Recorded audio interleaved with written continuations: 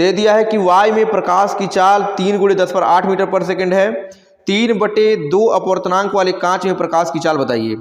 वायु में प्रकाश की चाल, वायु में प्रकाश की चाल बराबर 3 × 10⁸ मीटर पर सेकेंड।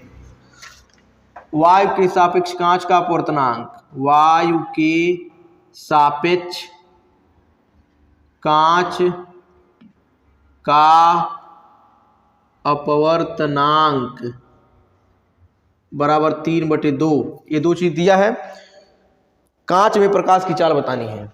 तो एक फार्मूला हमारे पास होता है, वायु के सापेक्ष, वायु के सापेक्ष कांच का अपवर्तनांक बराबर वायु में प्रकाश की चाल, वायु में प्रकाश की चाल बटे कांच में प्रकाश की चाल, कांच में प्रकाश की चाल।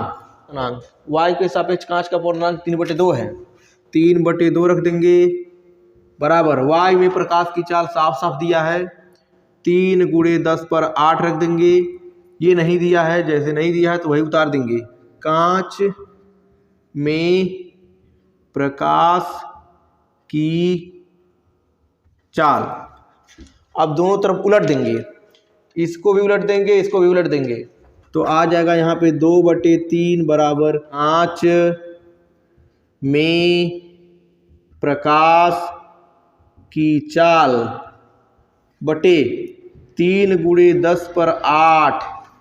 अब इसको इधर कर देंगे तो हो जाएगा 2/3 × 3 × 10⁸ बराबर कांच में प्रकाश की चाल।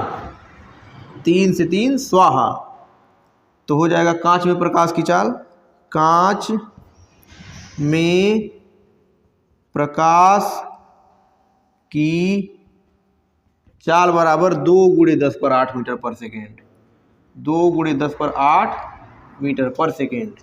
ये है आपका आंसर। अगला क्वेश्चन है कि एक मोटरसाइकिल में पीछे का दृश्य देखने के लिए 5 मीटर वक्रता त्रिज्या वाला उत्तल दर्पण लगा है।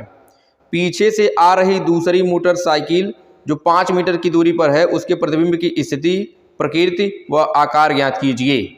देखिए, जब भी हमें प्रतिबिंब के बारे में बताना रहता है तो हमें दो चीज़ों की आवश्यकता पड़ती है। पहला एफ यानी कि फोकस दूरी की, और दूसरा यू यानी कि वस्तु की दूरी की।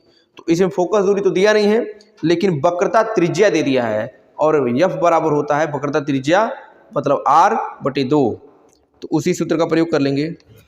r बराबर दे दिया है 5 मीटर, u बराबर दे दिया है -5 मीटर। v का मान हमसे पूछ रहा है क्या होना चाहिए। v का मान बताने के लिए u पता होना चाहिए और f पता होना चाहिए। तो f का मान यहाँ से हो जाता है r/2, तो r का मान 5 है तो 5/2 हो जाएगा f का मान।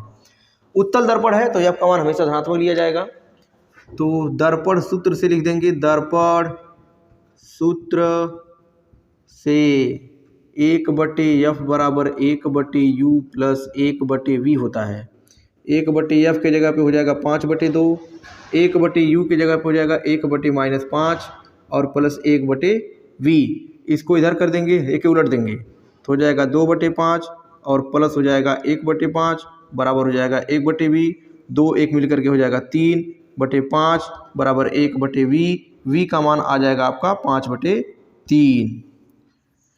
v का मान 5/3 आ गया है। इसका मतलब प्रतिबिंब दर्पण के पीछे बनेगा, और दर्पण के पीछे सदैव आभासी प्रतिबिंब बनता है। आभासी प्रतिबिंब सदैव सीधा होता है, लेकिन हमें इसका आकार भी बताना है। तो आवर्धन निकाल लेंगे इसका। m बराबर होता है -v/u। तो -v का मान कितना है 5/3 है, और u का मान होता है -5। तो 5 से ये 5 कट जाएगा और माइनस से कट जाएगा, तो m का मान आ जाएगा 1/3, यानी कि वस्तु के आकार का 1/3 बनेगा। तो यहाँ से आंसर हमारा पूरा हो जाएगा। प्रतिबिंब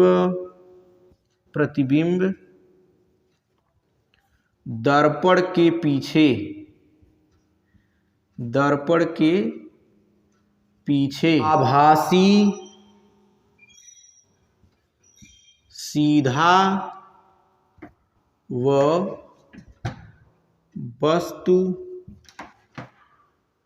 के आकार का 1/3 बनेगा।